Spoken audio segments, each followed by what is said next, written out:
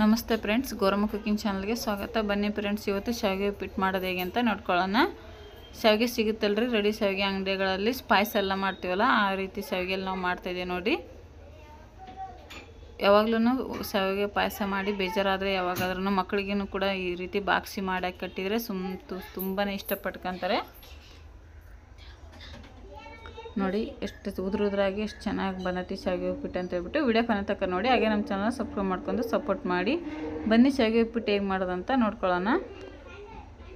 ನೋಡಿ, ನಾವು MTR ಶಾವಿಗೆ ಬರುತ್ತಲ್ಲ ಅದು ತೊಗೊಂಡಿದ್ದೀವಿ.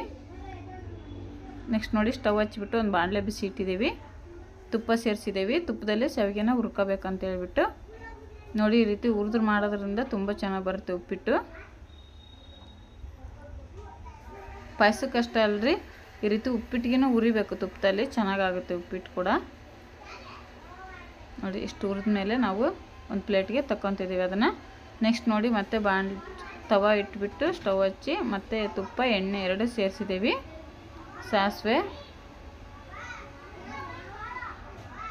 ಸ್ವಲ್ಪ ಕಡಲೆಬೇಳೆ, ಸಾಸಿವೆ ಸ್ವಲ್ಪ ಫ್ರೈ ಮಾಡ್ಕೋಬೇಕು ಈ ರೀತಿ ಎಣ್ಣೆ ತುಪ್ಪದಲ್ಲಿ. ಮತ್ತು ಶೇಂಗಾ ಕೂಡ ಹಾಕಿದ್ದೀವಿ ನೋಡಿ. ಶೇಂಗಾ ಕೂಡ ಹಾಕಿ ಮಕ್ಕಳು ತುಂಬ ಇಷ್ಟಪಟ್ಕೊಂಡು ತಿಂತಾರೆ ನೋಡಿ. ಈ ರೀತಿ ಶೇಂಗಾ ಕಡಲೆಬೇಳೆ ಎಲ್ಲ ಚೆನ್ನಾಗಿ ಫ್ರೈ ಮಾಡಿದ ನಂತರ ಹಸಿಮೆಣಸಿನ್ಕಾಯಿ ಎರಡು ಹಾಕಿದ್ದೀವಿ ನಾವು ಕಟ್ ಮಾಡಿಬಿಟ್ಟು. ಸ್ವಲ್ಪ ಕರಿಬೇವಿನ ಸೊಪ್ಪು. ನೆಕ್ಸ್ಟ್ ನೋಡಿ, ಈರುಳ್ಳಿ ಸಣ್ಣದಾಗಿ ಕಟ್ ಮಾಡಿರೋಂಥದ್ದು ಒಂದು ಈರುಳ್ಳಿ ಹಾಕ್ತಾಯಿದ್ದೀವಿ. ಈರುಳ್ಳಿನ ಸ್ವಲ್ಪ ಫ್ರೈ ಮಾಡ್ಕೋಬೇಕ್ರಿ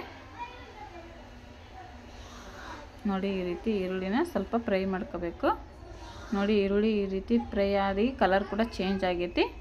ನಾವು ಈ ಟೈಮಲ್ಲಿ ಸ್ವಲ್ಪ ಉಪ್ಪು ಸೇರಿಸ್ತಾ ಇದ್ದೀವಿ. ಉಪ್ಪು ಸೇರಿಸಿದ ನಂತರ ಮತ್ತೆ ಮಿಕ್ಸ್ ಮಾಡ್ಕೊತಿದ್ದೀವಿ ನೋಡಿ. ಈರುಳ್ಳಿನ ಒಗ್ಗರಣೆಯಲ್ಲಿ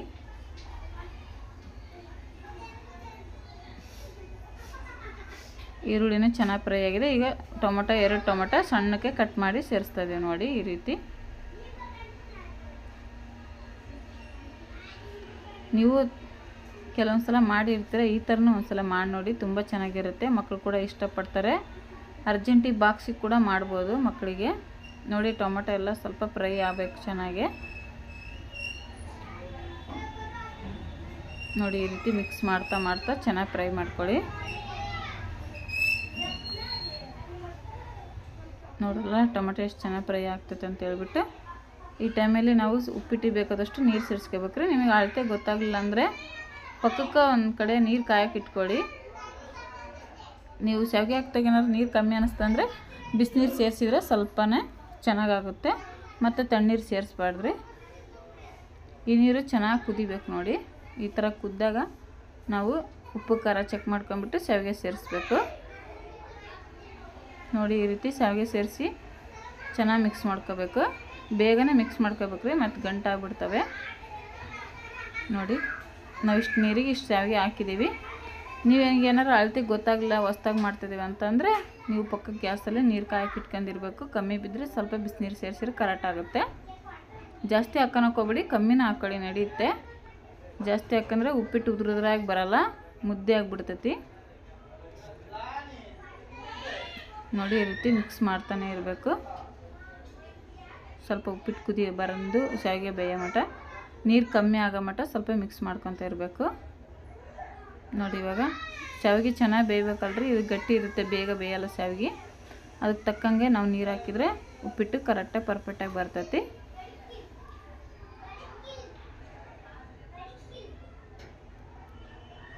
ನೋಡಿ. ಈ ರೀತಿ ನೀವು ಶಾವಿಗೆನ ಈ ರೀತಿ ಮಾಡೋಕ್ಕೆ ಬರಲ್ಲ, ಡೈರೆಕ್ಟ್ ನೀರು ಹಾಕಿ ಅಂತಂದರೆ ಬಸ್ಕೋಬೇಕ್ರಿ. ಶಾವಿಗೆನ ಬಿಸಿನೀರೆಲ್ಲ ಹಾಕ್ಬಿಟ್ಟು ಚೆನ್ನಾಗಿ ಶಾವಿಗೆ ಬೇಯಿಸ್ಕೊಂಬಿಟ್ಟು ಒಂದು ಮುಕ್ಕಾಲು ಭಾಗದಷ್ಟು ಬಸ್ಕೊಂಡು ಆಮೇಲೆ ಒಗ್ಗರಣೆ ಕಲಿಸ್ಬೇಕ್ರಿ. ಚಿತ್ರಾನ್ನ ಕಲಿಸ್ತೇವಲ್ಲ ಆ ರೀತಿ. ಈ ರೀತಿ ಮಾಡೋಕ್ಕೆ ಬರಲ್ಲ ಅಂದ್ರೆ ಆ ರೀತಿ ಕೂಡ ಮಾಡಿ, ನಾವು ಅದು ಒಂದು ಟೈಮ್ ನಿಮ್ಗೆ ಮಾಡಿ ತೋರಿಸ್ತೀವಿ ನೋಡಿ. ಇವಾಗ ಕುಕ್ಕರ್ನ ಬಾಣಲಿಗೆ ಕ್ಲೋಸ್ ಮಾಡ್ತಾಯಿದ್ದೀವಿ. ಸ್ವಲ್ಪ ಕ್ಲೋಸ್ ಮಾಡಿದರೆ ಉಗಿಗೆ ಚೆನ್ನಾಗಿ ಬೇಯ್ತಾವಂತ ಹೇಳ್ಬಿಟ್ಟು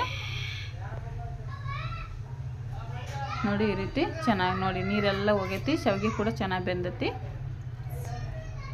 ನೋಡಲ್ಲ. ಎಷ್ಟು ಸಿಂಪಲ್, ಎಷ್ಟು ಬೇಗನೆ ಮಾಡ್ಕೋಬೋದು ಉಪ್ಪಿಟ್ಟು ಕೂಡ. ಹೊಸ್ದಾಗಿ ಮಾಡೋರಿಗೆ ಈ ರೀತಿ ಎರಡು ಥರ ಹೇಳಿದೆ ನಾನು, ಆ ಥರನೂ ಮಾಡ್ಕೊಳ್ಳಿ. ಶಾವಿಗೆ ಬಸ್ಬಿಟ್ಟು ಬೇಕಾದ್ರೂ ಮಾಡ್ಕೋಬೋದು. ಇಲ್ಲ ಬಸ್ಸಕ್ಕೆ ಬರಲ್ಲ ಅಂದರೆ ಶಾವಿಗೆನ ಒಂದು ಜಾಲ್ರಿಗೆ ಹಾಕ್ಬಿಡಿ ಬೇಯಿಸಿ, ಆಮೇಲೆ ಚಿತ್ರಾನ್ನಕ್ಕೆ ಹೆಂಗೆ ಒಗ್ಗರಣೆ ಮಾಡ್ಕೊತೀರಿ ಹಂಗೆ ಮಾಡ್ಕೊಂಡು ಶಾವಿಗೆ ಹಾಕ್ಬಿಟ್ಟು ಕಲಿಸ್ಬೇಕು. ನಿಮಗೆ ಬೇಕಂದ್ರೆ ಅರಿಶಿನ ಪುಡಿ ಹಾಕ್ಕೊಳ್ಳಿ, ನಾವು ಅರಿಶಿನ ಪುಡಿ ಹಾಕಿಲ್ಲ, ಹಿಂಗೆ ವೈಟ್ ಕಲರ್ ಇರಲಿ ಚೆನ್ನಾಗಿ ಕಾಣಿಸುತ್ತೆ ಅಂತ ಹೇಳ್ಬಿಟ್ಟು ಇದು ವೈಟ್ ಕಲರ್ ಐತ್ರಿ. ನಿಮಗೆ ಲೈಟಿನ ಬೆಳಕಿಗೆ ಹಂಗೆ ಕಾಣ್ತೈತಿ.